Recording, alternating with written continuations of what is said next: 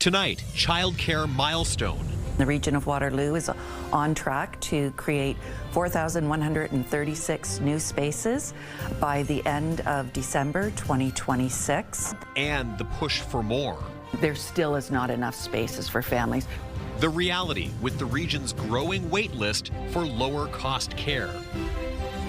Dangerous drives. Over 14 impaired-related calls were received. We laid numerous charges.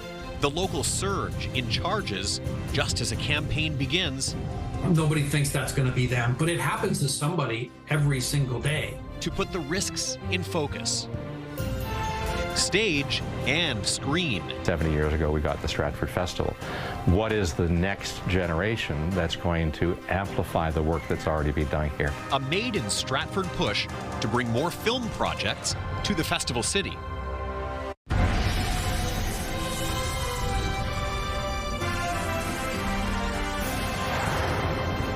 Good evening. The region of Waterloo says it is on track to create more than 4,000 funded childcare spaces by the end of next year. This is part of the national $10 a day program. But as the region nears that goal, the wait list to get into one of those spaces just keeps growing. Let's go to CTV's Alexander Hollick now, live with more on this. Alexander, do we know how many children are currently on that wait list for care? We do, Tony. Over 14,000, a number that has more than tripled over the last 3 years. And the region says it's because childcare became more affordable through this national program. But for many, it remains out of reach. More than 4,000 childcare spaces in a span of 4 years. By next December, that goal is expected to become a reality in Waterloo Region. There will be 4,136 spaces created between 2022 and the end of 2026. It's all part of the Canada-wide Early Learning and Childcare Plan that aims to lower costs to $10 a day. It's about ensuring that every family who calls Waterloo Region home truly has equitable access to the child care system. So far, the region has created over 2,600 spots, with 1,400 more on the way in the next year. The new spaces spread across neighborhoods in need. Many of them are in the downtown cores, or Kitchener. There's a lot in Kitchener at this time. The new additions on the way include 2 facilities at Kitchener schools with 88 spaces each. But the region says it still won't be enough. There still is not enough spaces for families. There are 14,000 children currently on our wait list, with 9,500 of those needing a space within the next 3 months. The region says the wait list spiked in the last few years following the announcement of the national program, putting some parents in precarious situations. There continues to be families who are left out. And those families report to us that they end up having to make really difficult decisions. And as families wait for care, the region says it's waiting for direction from the provincial government after it announced a 1-year extension earlier this month to keep the low-cost program in place. We continue to talk to the province about how important it is that we continue to grow so that all families who need it can access the care. The region's report is expected to be presented to Council at the Community and Health Services Committee meeting next Tuesday. Tony? All right, Alexandra Hollick with that live report. Alexandra, thank you. Time now for a first check on the weather. Let's head to Alex Pinto in studio with all the latest details. And just as we were promised, it's been an awfully rainy day, and I know that's not the end of the active weather, as we would see on your board behind you in just a moment. Yes, so a couple of watches and warnings to touch on, but to your point, it was a mild day above seasonal out there as well, with plenty of wet weather, and expected to get a little bit more wet weather before things are expected to cool down, and then that's when we could see some flurry activity and, of course, a chance to see some snowfall as well. So starting with snow squall watch, also a wind warning in place. There is, in addition to that, a special weather statement for pretty much most of southwestern Ontario issued by Environment Canada this afternoon. So starting with that snow squall watch, everywhere in the yellow impacted by this, possibly starting Thursday morning and could last right through until Saturday. We could see potentially 30 to 50 centimeters of snow snow, depending on where you are. Again, possible, but strong winds as well. Some areas could see around 70 kilometers an hour in terms of wind gusts. So that, of course, could prompt some blowing snow, which is a concern as well. And especially when we talk about travel, that potentially could be hazardous. So we're going to take a closer look at this and again, how much snowfall we could get at the local level a little bit later. Tony, I'll send it back over to you. Okay, Alex, we'll talk to you soon. Thank you very much. A surge in impaired driving incidents recently in Waterloo Region has police doubling down on a holiday campaign urging people to stay sober. As CTV's Karis Mapp tells us, they are stressing that when it comes to driving, this isn't only a reminder for decisions made at night, but all day long. A tractor trailer lying across a road in North Dumfries late Monday morning.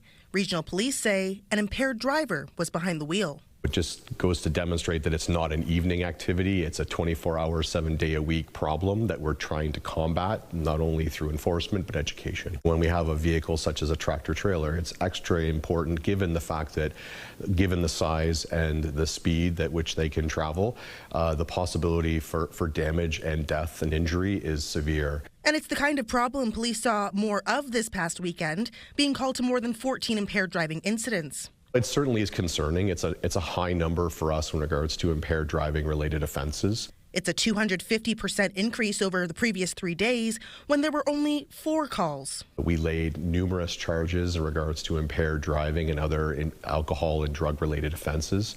And it just shows a very high increase over the previous week's results. With the holidays approaching, police are spreading the word about staying sober when getting behind the wheel through a seasonal campaign. Red Ribbon, the Festive Ride campaign period, is one where we bring extra attention to the dangers of drunk driving. Every weekend we're conducting multiple ride programs throughout the region. Mothers Against Drunk Driving is also supporting the cause. In many spots, our volunteers will be with them to thank those people who are driving sober. But it still raises the question, why do people drive under the influence when there are options such as transit, taxis, or ride shares? People generally say they didn't have far to go. They could take a back road or they could just drive carefully. And they didn't think they'd see a police officer. There's sometimes an overestimation of people's own abilities, that some people feel that although they've had a few drinks or although they are consuming drugs, that they're somehow okay. The campaign aiming to change that mindset and to remind people that it doesn't only apply on the night out, but also the morning after. Karis Mapp, CTV News, Kitchener. At Queen's Park, the Ford government tabled a sweeping justice bill today, which includes tougher penalties for dangerous drivers, tighter bail rules, and a plan to make some information from the province's sex offender registry public. CTV's Siobhan Morris has details. Every day is a nightmare. The pain is still raw for Andrew Cristillo's younger brother, the father of 3 killed in a head-on crash this summer. The driver of the other vehicle was already on police radar for having hit the Premier's SUV back in January. A family's loss exposed a gap in the law. The individual going over 200 kilometers an hour when he hit Ford was back behind the wheel within 30 days. Had that not been the case, maybe my brother would be here today. A gap the government's trying to close, making good on a promise to the Cristillo family. Including a 90-day license suspension and a 7-day vehicle impoundment when police have reasons to believe someone was driving dangerously. Today, we're done gambling, and we're going to start seeing some real consequences. The government's considering forcing impaired drivers who kill parents to pay child support, increasing fines for careless driving, and a lifetime ban for those convicted of dangerous driving causing death. It's a bit rich coming from a government who just removed the ability of municipalities to have speed cameras in place, which all the evidence shows has been the most effective policy at reducing speeds on our streets and helping save lives. That report from CTV's Siobhan Morris at Queen's Park. A Toronto man is accused of claiming a $1 million lottery jackpot for himself instead of splitting the winnings with a group. He's now facing charges of fraud and theft. CTV's Adrian Gobriel has more on the case, which is a cautionary tale for group lotto players. The sweet sound of one lotto win may have turned into a multi-million-dollar scheme. Winner, Gagnon. A joint investigation by the Ontario Provincial Police and the province's Lottery and Gaming Corporation have led to charges that allege that this man, 70-year-old Alex Perucha from Toronto, falsely claimed a $1 million lotto win as his own when he should have split the winnings with two others. At Lotto Max, you have a 1 in 33 million chance of winning. In a news release touting the $1 million payday this summer, Perucha is quoted as saying, "I won a free play, so I went to the store to claim it." The next day he reviewed his numbers and says, "I double-checked my ticket and counted the zeros. When I realized it was a $1 million prize, I was overwhelmed." The winning Lotto Max free play ticket with Encore, purchased here at this Toronto corner store, was claimed on July 2nd, 2025, and was paid out by the OLG. When you go into the lottery office in Ontario, you're asked specifically, are you a member of a group? And if you say, no, I'm not, and then you sign that form, that's a false statement because it's a sworn statement. The senior citizen has been charged with theft over $5,000 and fraud over $5,000. The maximum penalty is 14 years in jail. Pretty serious stuff. An email from the 70-year-old's lawyer in part states that Mr. Perucha categorically denies all allegations and charges related to the lottery ticket and maintains he has done nothing wrong, going on to claim the dispute involves complex facts that will be addressed through the proper legal process. Though if he's found guilty, his share of the winnings could go up in smoke. There may be a question about whether he's entitled to any of the money. If you're purchasing lotto tickets with friends and family, there are group forms that you can use. Mr. Perucha will plead his case in court on January 8th. Adrian Gobriel, CTV News, Toronto.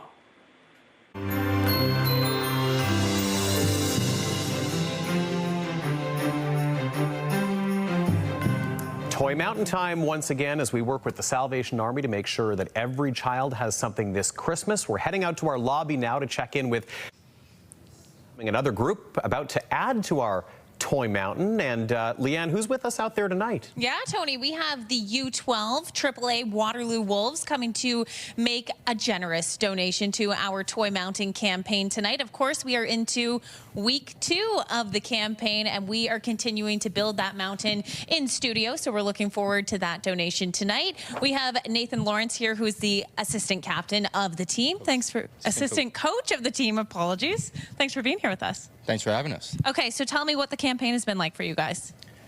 It's been good to get these boys involved in the community and showing what it means to give back and provide for people who can't necessarily provide for themselves. And we did a food drive as well, and it's just nice to be able to give back. Okay, so how did you guys collect the toys that you'll be donating tonight? We brought them all in, but we also asked them to ask their family and friends who don't use their toys anymore and just be able to bring as much in as we possibly can.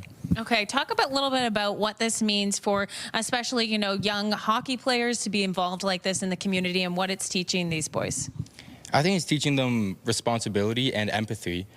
It's teaching them that not everybody is as fortunate to be able to go places or be able to play hockey.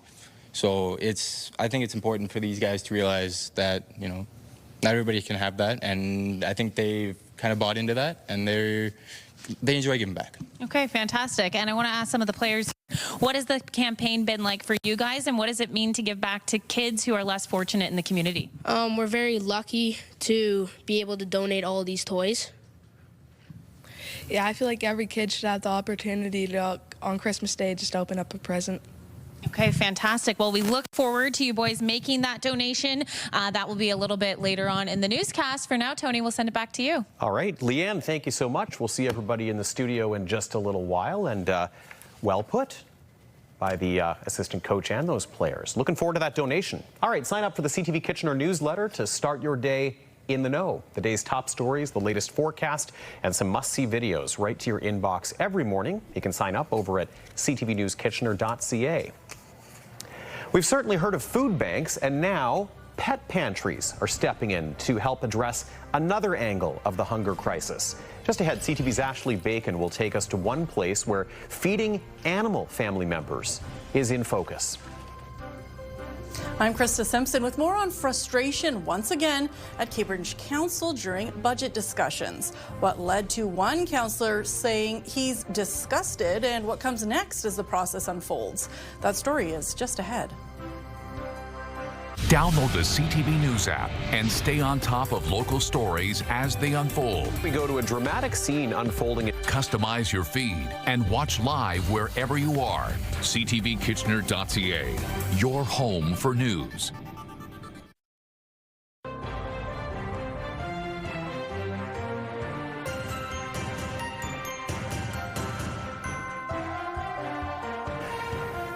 In Cambridge, city councillors are expressing frustration once again over the strong mayor budget process that's playing out right now.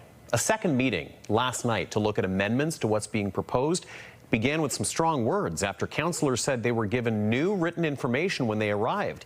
Let's go to CTV's Krista Simpson now to take us through more of this. Krista? Tony, this was the second of two meetings where councillors were supposed to go through amendments to the strong mayor budget. And like the first, it started with frustration over how the process was unfolding.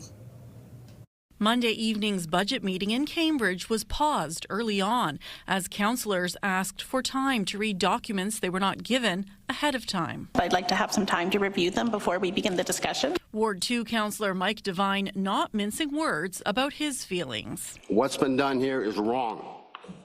This should not happen and it should never happen again. Every councillor has the right to read this stuff at their leisure. I'm disgusted, to be honest with you. The meeting was paused for 30 minutes so councillors could go over the material.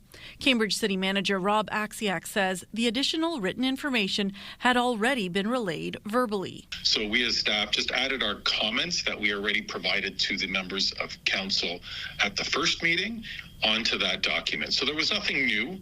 This was just the added commentary that we believe that they were looking for to remain consistent. The incident follows a thorny meeting last week when some councillors were told their amendments were being pulled from the agenda and they couldn't publicly ask questions of staff, decisions that were later overturned. Councillor Corey Kimpson says all the pivots throughout this budget process have been challenging. For something such as a budget meeting, which is quite possibly one of the most important meetings that a city council has for the residents of the community that we represent, to have a process that is not formalized, that has multiple changes, that has all of these pivots, it makes it difficult to follow along and to be able to concentrate specifically on the task at hand. Definitely, if there's ways to kind of clean up this process to make it easier for them, so because they do have a hard job in terms of making these decisions, most definitely, and that's why we're going to be doing some, feedback with them to help, improve the system for the following year. Monday evening, councillors voted on 13 amendments. Only one impacts the tax levy, a decision to take $2.4 million out of the rate stabilization reserve and reduce the increase to 2.44%. The mayor now has 10 days to veto any of the amendments. If as mayor I decide to veto an amendment, notice would be provided publicly and to council in writing over the next 10 days. The next budget meeting is then on December 15th. Council can overturn anything the mayor vetoes, but that requires a 2/3 majority. We've seen the budget process get a little more heated in a number of different communities across Ontario. The strong mayor powers are still very new, and so there is a bit of a feeling out process. York University professor Zach Spicer points out it's also the last budget before next year's municipal elections, and those budgets tend to be more thorny. Spicer says strong mayor powers now make the mayor the agenda setter, with councillors taking on a more reactive role. With this legislative change, the mayor is ultimately responsible for what is in the budget. And the mayor is going to have to go out and knock on doors and explain the budget. So again, the next budget meeting is on December 15th. Strong mayor powers do put in place strict timelines of how quickly this all has to be done, with the review period taking place over 30 days, followed by those veto periods. Tony. Okay, Krista Simpson with the latest on the budget battle in Cambridge. Krista, thank you.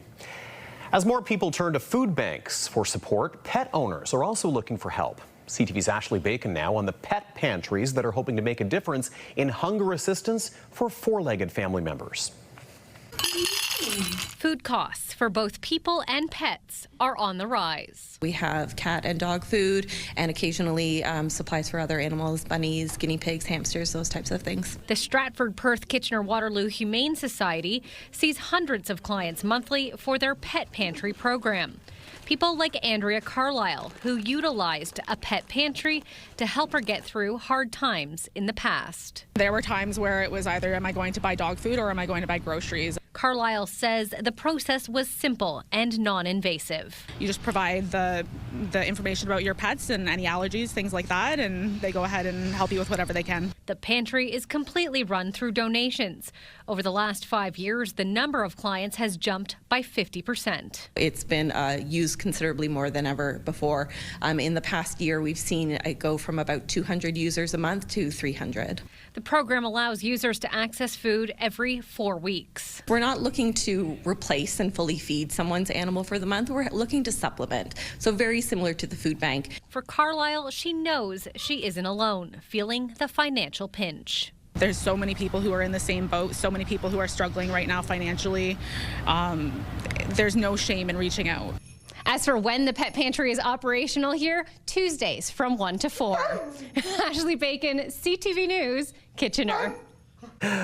Perfect timing on that, Ash. Thank you so much. All right, live look at the Gaukel Block in downtown Kitchener. Beautiful Christmas tree lit up, and not a bad night to enjoy it because it's a little bit milder out there, even though we've had some rain.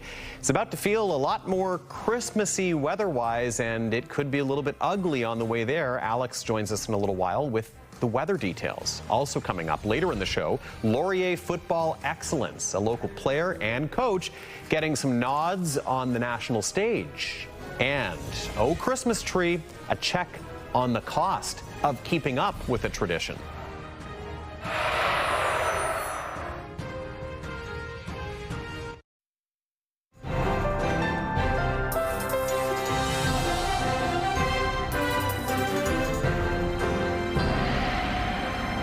All right, Alex is here with our forecast, and we were just mentioning today it was all about the rain and the mild conditions. Soon enough, it's going to be about something else, and then something else, and then something else, because we've got a pretty active week unfolding as we look ahead. Can't be simple. No. November never is. Never, especially as we get closer and closer to December. Believe it or not, I've got to say, November kind of just flew by overall. Honestly, I don't know how we're already at the 25th of November. We're 1 month from Christmas when you look at it that way. Thank you. Yes, 1 month to go till Christmas Day. So something to look forward to. Maybe you got to get your Black Friday shopping and gifts in order. But yes, as you mentioned, Tony, more mild out there. We saw a bit of wet weather. We could still see the ground quite wet as well.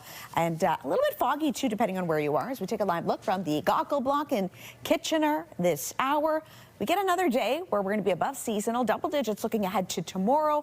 Before then, into the overnight, that's when temperatures are expected to drop down, and we could potentially see some flurry activity start to develop when we look ahead to the back half of the week. So starting, of course, with some watches and warnings this hour. That snow squall watch in place for everywhere in the yellow. So us in Waterloo Region, Guelph, Mount Forest, for example, impacted by this. So snow squalls possible Thursday morning, and it potentially could last right through until Saturday at this point. Anywhere from 30 to 50 centimeters of snow from that accumulation is possible at this point. Again, over the next couple of days, that is something we're definitely going to keep a very close eye on. When we see this, though, travel could be hazardous. So Environment Canada also issuing a special weather statement this afternoon when it comes to wind gusts. So anywhere from 70 to 80 kilometers an hour in terms of those gusts possible. Some of you, though, under that wind warning, so anywhere in the purple, so Haldimand County, Norfolk County, for example, impacted by this, you potentially could see gusts upwards of 90 kilometers an hour possible. So when we look closer at the snowfall amounts we potentially could see by 6 o'clock Thursday, for us here in Kitchener-Waterloo, potentially 10 centimeters of snow we could see, 6 centimeters in London, and potentially 11 in Owen Sound. Some areas, Moosonee, Timmins, Thunder Bay potentially could be seeing more, 50 centimeters of snow possible in the north there. But before we get there, we're going to be seeing a little bit more rainfall as we can get closer and closer to the end of the week. So by midweek again, so tomorrow 10 degrees is our expected daytime high. Chance for some showers when we start off the day, and then it's more so the back half of the day. So around 4 o'clock or so in the afternoon, that's potentially when we could see things start to cool down a little bit. And with that, some flurry activity also possible. And then that's when we could also see the snow getting into your Thursday and of course your Friday. Now, some areas a little bit further north, so north of Orillia, north of Peterborough, could see some snowfall, heavier at times there.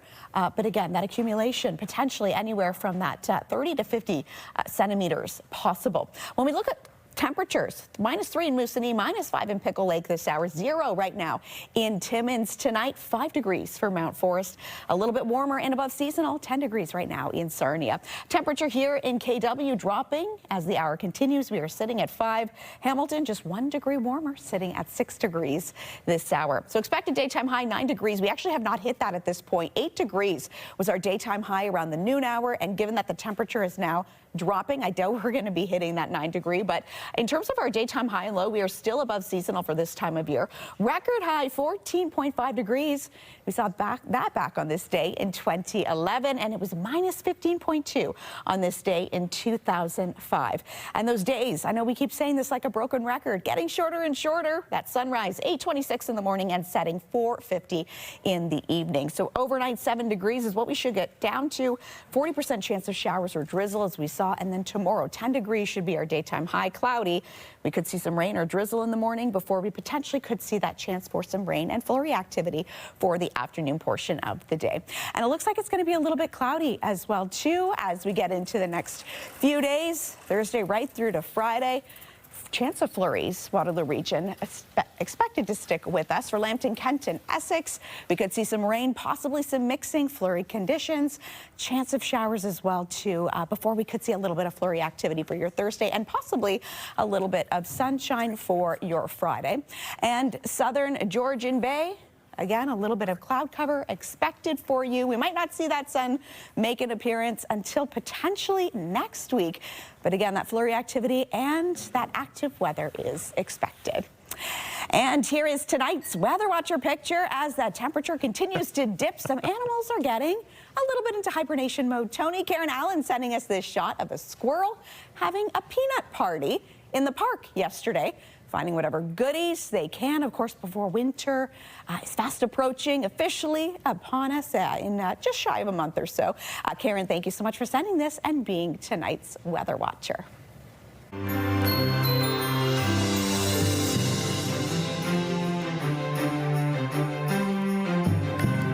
All right, time now to head back into Toy Mountain mode. Of course, this is all in support of the Salvation Army as they look to make sure that every child has something this Christmas. The mountain about to grow again.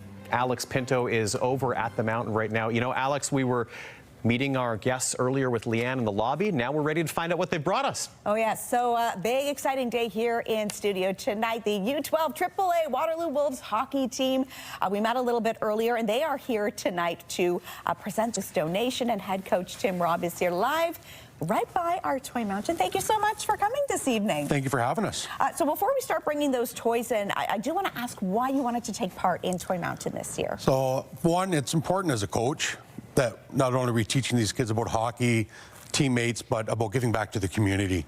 And this is our second actual real big community give back we've given this year. So giving back, helping those in our community, of course, who may be less fortunate. And why don't we start getting a couple of those donations rolling in here in studio tonight. So we have the team bringing in some toys here this evening. They're going to come in from our lobby, making their way right through the studio here. And what was your reaction? So you've got dozens of toys with you here tonight as they bring them in. Thank you so much, guys. Appreciate it. What was it like for you to see the generosity of the community? It actually doesn't surprise me with these guys.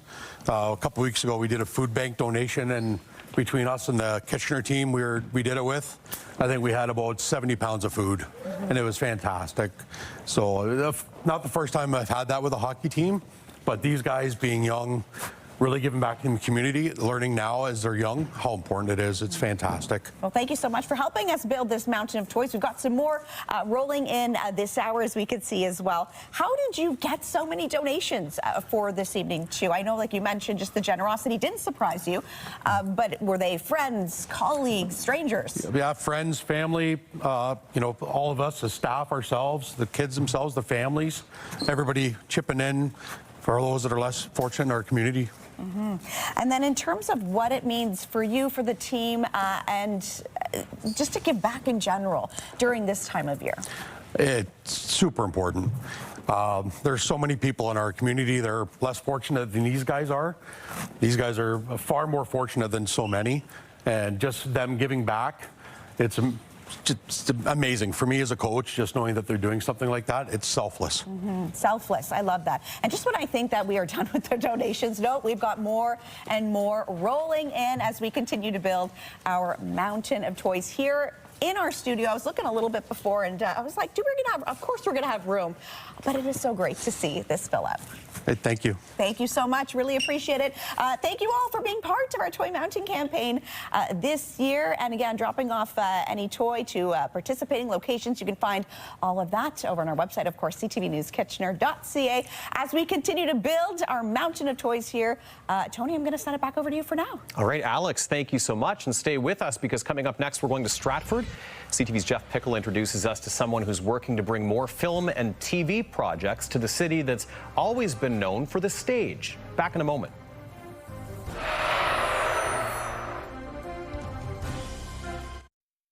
It's time to build a toy mountain. Make this holiday season merry for so many kids. Bring new, unwrapped toys to your local Canadian Tire. All in support of the Salvation Army. We'll be collecting donations from November 19th to December 24th. With all donations helping families right here in our community. Toy Mountain, supported by the Core Group, Goman's Appliances, and the Crack Specialists. Let's make this the best toy mountain ever. Visit ctvkitchener.ca for more ways to donate.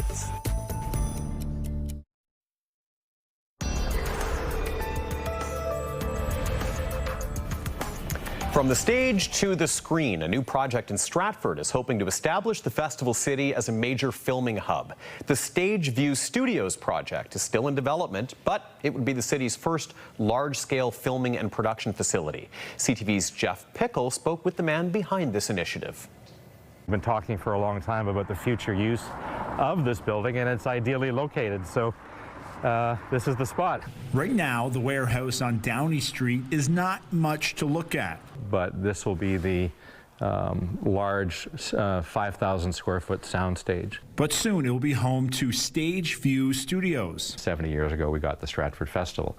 What is the next generation that's going to amplify the work that's already been done here? Locally born and raised, Craig Thompson is the president of Ballinran Entertainment, who for the last 30 years has been producing mostly documentary films. Thompson says he knows firsthand there is a market for this type of product. Right now, I'm going to Toronto to use production resources. Why not do it locally, create local jobs? With more large-scale productions filming in the area, Thompson says there's a growing need for a professional facility. There's going to be offices, production equipment, production facilities, and all sorts of other assets and resources that anyone can use for their production. Located just outside the heart of downtown, optimism is high. Stage Views could be the start of something big. So the idea of TV film production and a year-round facility in here is a real boon for Stratford's creative community, especially for those that are impacted at the seasonal nature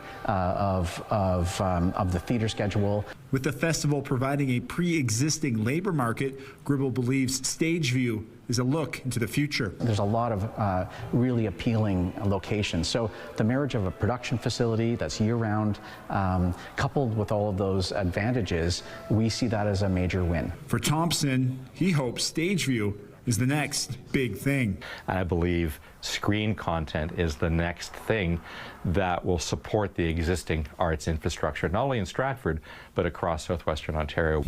Project planning is still underway. Thompson hopes to start construction next year. Jeff Pickle, CTV News, Stratford.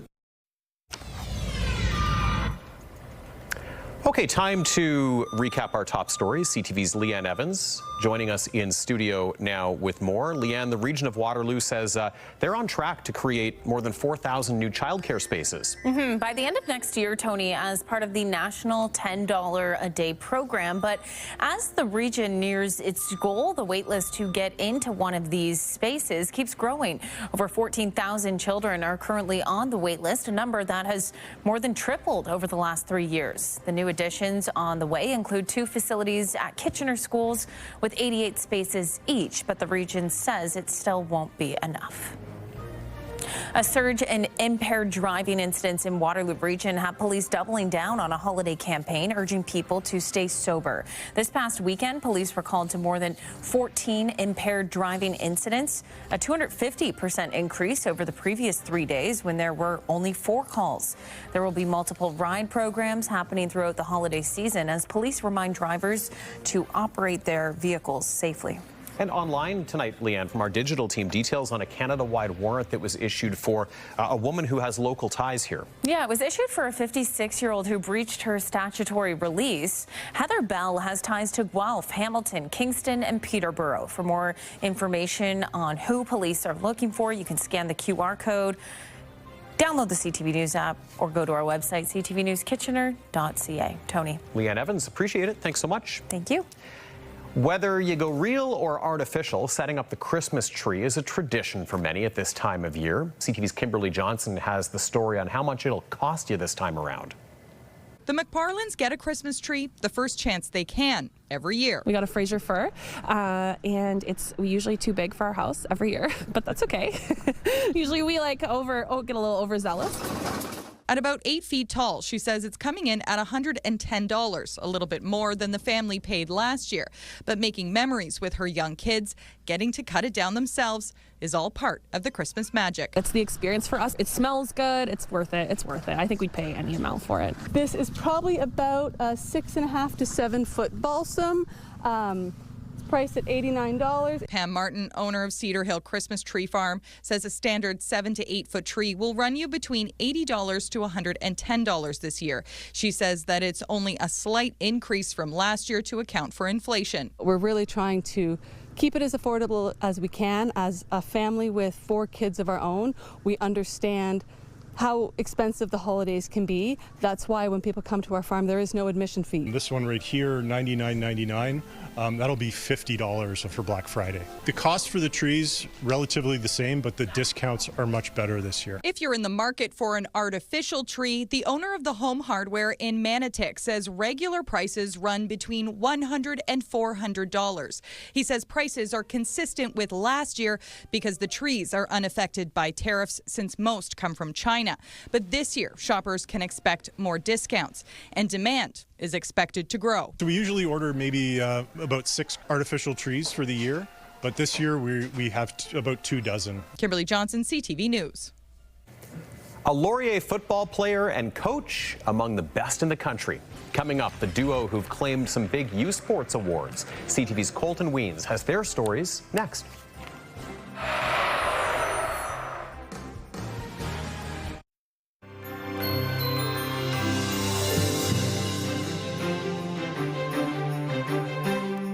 CTV Kitchener's Toy Mountain campaign in partnership with the Salvation Army is helping bring joy to families in need this holiday season in Kitchener, Waterloo, Cambridge, and Guelph.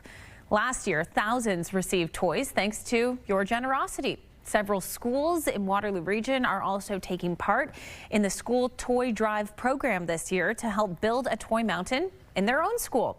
Students are encouraged to collect new unwrapped toys and build a mountain of their own. Now, participating classrooms received a school toy drive activity box just like this one right here, filled with lesson plans, kindness cards, and of course activities for the classroom. Now, we are also going to be visiting some of these schools throughout the campaign to talk about the impact that they're making in their own community. So a big thank you to the schools, staff, and of course students who are participating this year. Yeah, and if you didn't get a chance to donate, you still can do so by collecting toys with your classroom or friends or family like this one and donating to our Toy Mountain campaign. You can find out more ways to donate on our website, ctvnewskitchener.ca. All right, Leanne and Alex, thank you so much. The Wilfrid Laurier Golden Hawks football team may not have won the provincial championship this year, but some of the purple and gold are being recognized as the country's best. For the third year in a row, Laurier's head coach receiving the honor, while a receiver celebrated for his storybook career is also taking home some hardware. Here's CTV's Colton Weens. Ethan Jordan.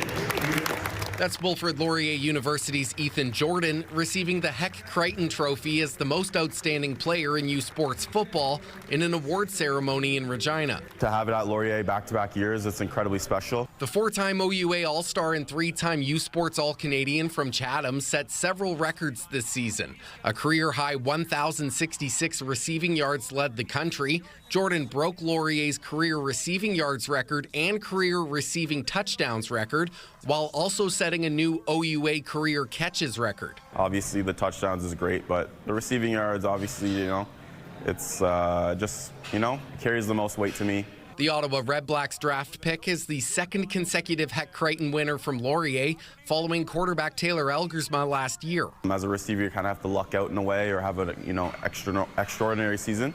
But obviously, it's a short list. I'm extremely honored. There's running a 40 speed, which he had one of the fastest at the CFL Combine last year. And he had big plays in each and every game that he played in this year. And while head coach Michael Falls is talking up Jordan's achievements, he himself is also taking home some hardware, winning the Frank Tyndall Trophy as Coach of the Year for the third time and second year in a row. I've always deflected and said it's for Staff of the Year. But to be recognized across all of U Sports football is special. I think it's big for our university. It's big for our football program. Falls led the Golden Hawks to their second straight undefeated season. The 42-year-old got his 61st career regular season coaching win in his 12th year at Laurier, now second all-time in school history. Obviously, we would trade it in for more Yates Cups and more Vanier Cups, but at the end of the day, I think it's special because it really reflects what a great staff we here have with our football program. Along with the awards, 8 Golden Hawks were also named to the first and second All-Canadian teams. As for Jordan, he'll head back to Ottawa's training camp in the spring and continue pursuing a career as a pro. Colton Weens, CTV News, Waterloo. We'll have more in just a moment. First, let's check in with Alex. As we saw, some snow could be on the way, but not before we see another round of some wet weather and a slight warm-up. I'll let you know how things are looking. First thing in Wake Up Weather coming up. Tonight, the mouse appears to recover completely. A Canadian-made drug that could change how we treat a deadly disease. It was incredible. All of that nearly derailed. There appears to be something very wrong. Why a Canadian company believes it was under attack. W5 investigates tonight on CTV National News and ctvnews.ca. 105.3 Virgin Radio is KW's #1 hit music station. Home of Jeff, KP, and Backstage Ben in the morning. Listen to 105.3 Virgin Radio everywhere with the iHeartRadio app.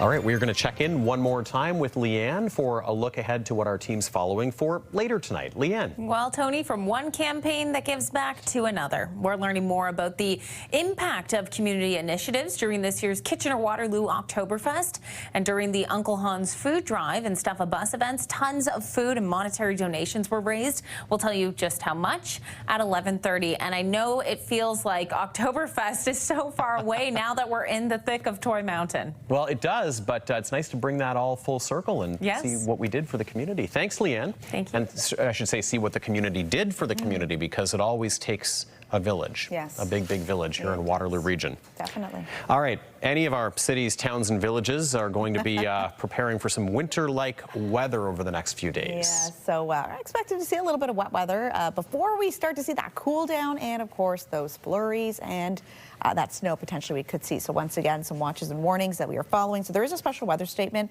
Waterloo Region, Brantford, Woodstock, London, to name just a few areas. Strong winds, 70 to 80 kilometers an hour. Wednesday ending Thursday night or potentially Friday morning, but the snow squall watch, this is what we're also keeping a close eye on. Every area that you see in the yellow impacted by this, so potentially some areas 30 to 50 centimeters of snow possible, near zero visibility at times. And with those stronger winds, of course, blowing snow is a concern. So something we're going to keep an eye on in the next couple of days.